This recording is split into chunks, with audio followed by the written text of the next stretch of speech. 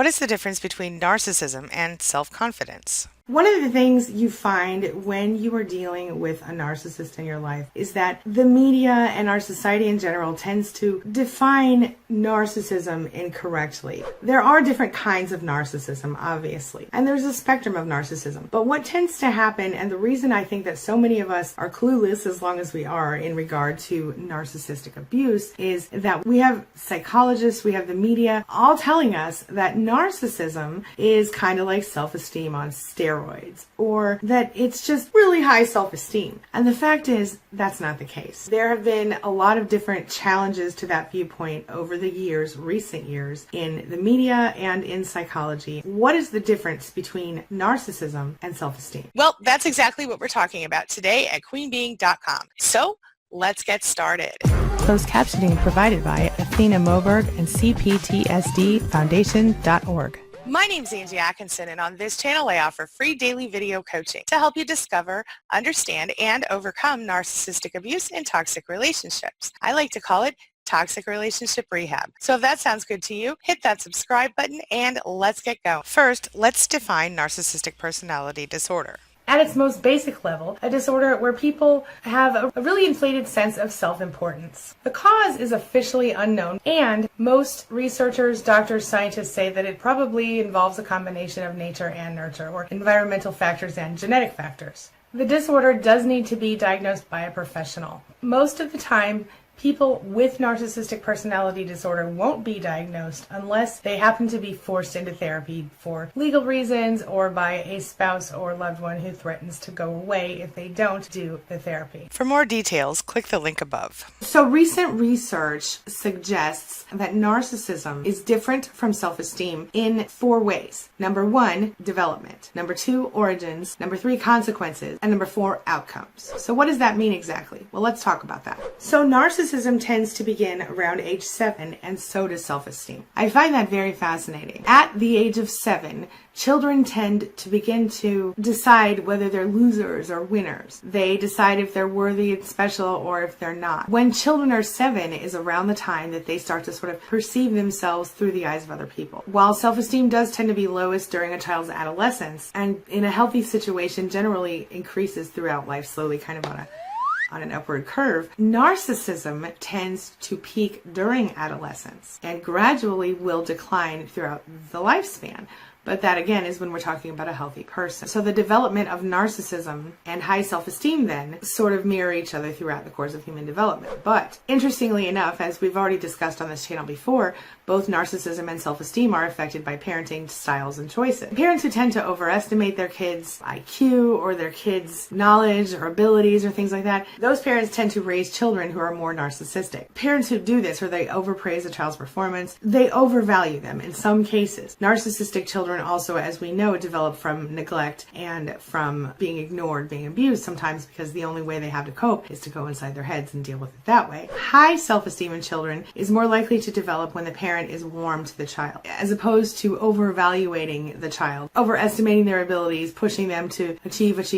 These parents that raise high self-esteem children, they tend to be more likely to give their child a hug. They tend to show affection. They tend to appreciate their child. I'm so grateful for you. They like their kids, and their kids know it. They treat their kids like they matter. This kind of parenting style, this warm, I love you kind of parenting style that of course balances out with discipline, tends to make a child internalize positive high self-esteem because they know they're worthy. They know they have the right to feel loved and wanted, and they internalize that. It's a beautiful thing. Self-esteem, basically, when you boil it all down, self-esteem means that you consider yourself a worthy person, whether or not you consider yourself superior to other people. Narcissism in its healthy form can be sort of connected to self-esteem, but the association is kind of small because what it really all boils down to is that in the case of narcissism, you might see yourself as superior to other people, but you don't consider yourself a worthy person. But it is possible to think that you are a worthy person and competent without thinking you're superior to to others. A report from the University of Georgia,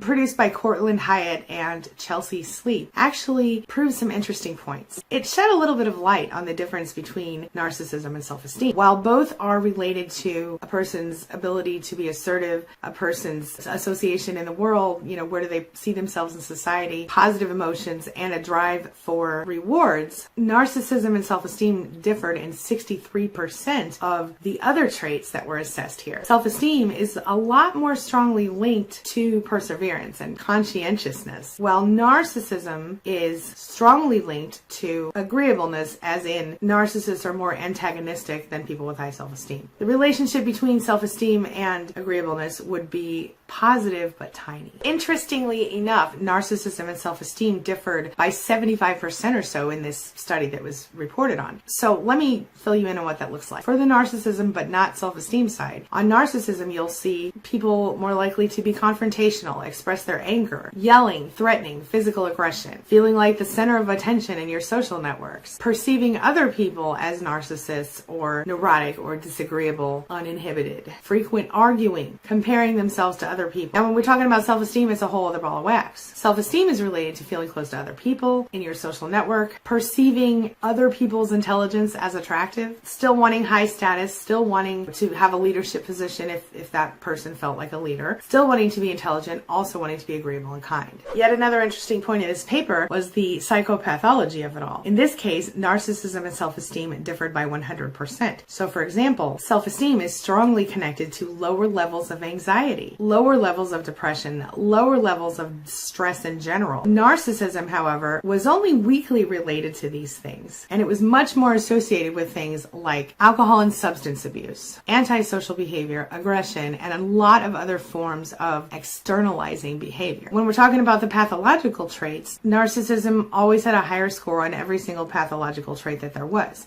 whereas self-esteem was particularly negatively correlated, as in it was not correlated very well, with detachment, disinhibition, and psychoticism. Narcissism showed a really positive relationship to those traits. So narcissists are more likely to have those traits. Narcissism is very strongly linked to histrionic personality disorder, whereas self-esteem is not related to that disorder, either unrelated or unrelated to those behaviors, according to the report. So bottom line, narcissists are more likely to try to get ahead, to get one up on you, to step over a person or on a person to get what they want. Whereas people with high self-esteem are more likely to try to develop strong, intimate connections with other people, deep relationships that matter. So this leads people to go, well, what am I supposed to do? Am I supposed to push my kid? Am I supposed to not push my kid? Am I supposed to push myself? Am I supposed to not push myself? I think what it comes down to is teaching yourself and your children to focus on being the best possible versions of themselves, but also in understanding that everyone is equal and different.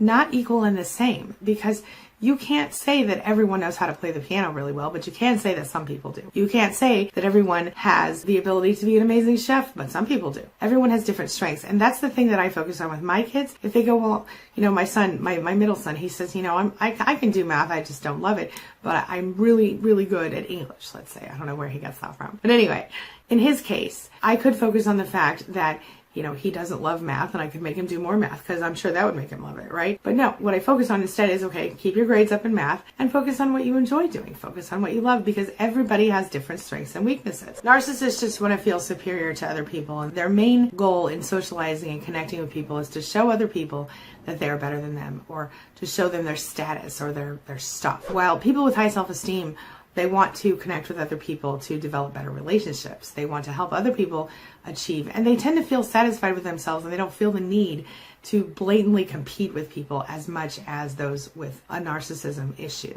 Bottom line, self-esteem is a good thing. Self-esteem makes your life better. It's a positive quality. It enhances your life. Narcissism is unhealthy. It leads to unhappiness for not just the narcissist, but for the people connected to the narcissist, as we all know. This brings me to the question of the day. And the question of the day is, what's the difference between narcissism and self-confidence as far as you can tell? Share your thoughts, share your ideas, share your experiences in the comment section below, and let's talk about it. I want to say a really sincere, heartfelt thank you to each and every one of you who subscribes to my channel, shares my videos, likes my videos, comments on my videos. You are all part of my family, and I am so grateful for each of you. Thank you so much. It means the world to me. I can't express my gratitude enough. Honestly, Thank you. And while I'm at it, I just want to offer a quick shout out to my amazing channel members, the people who support me through the YouTube channel membership program. Their support allows me to continue to make videos for you every day and to grow my mission to help survivors of narcissistic abuse discover, understand, and overcome the abuse, and then to evolve into the self that they've always wanted to be and to create the lives that they want. This means the world to me because it is literally my life's mission. Thank you so much, Inner Circle. My inner circle includes Nessa, Tiffany, Stephanie, Denise, Deborah, Missietta, Lou, Mental Hilarity, Julie, Michael, Shauna, Kimberly, Jen, Trisha, Stacy, T-Bear, Sylvia Rose, Thoy, Victoria, Julie, Patty, La Precious, Beautiful Purpose, Abraham, Chantel, Ashley, Carrie Ann, Charity, Steph, Dana, Mo Cowboy, Shay, Christina, Ray Ray, T, Christy, Boku, Alda, Smith & Wesson, Ms. Lisa, Martha, Freedom Lee, Mindy, Lynn, Marsha, Linnell, Phoenix, Cherie, Alice, Carrie, Angel, Bible News Radio, Linda, Charlie, Laura, Pierre Lala, Janet, Paul, Delilah, Sarah Lee, Marlene, James F., Trisha, Life's Revival, Lorenzo, Deborah, Roxanne, Susan, and my very first supporter, Angela Falsetto. Thank you. Again, I just want to say thank you so much for hitting that join button. Your support really does mean a lot to me. Again, thank you so much. That's all I've got for you right now, but as always, thank you so much for being a part of my day and a part of my life, and hey, thanks for letting me be a part of yours. It really does mean a lot to me. Now, before I go, make sure you take a look at the videos I'm leaving for you right there and right there. And while you're here, hit that subscribe button so we can stay connected and continue on this healing journey together. I'll see you soon.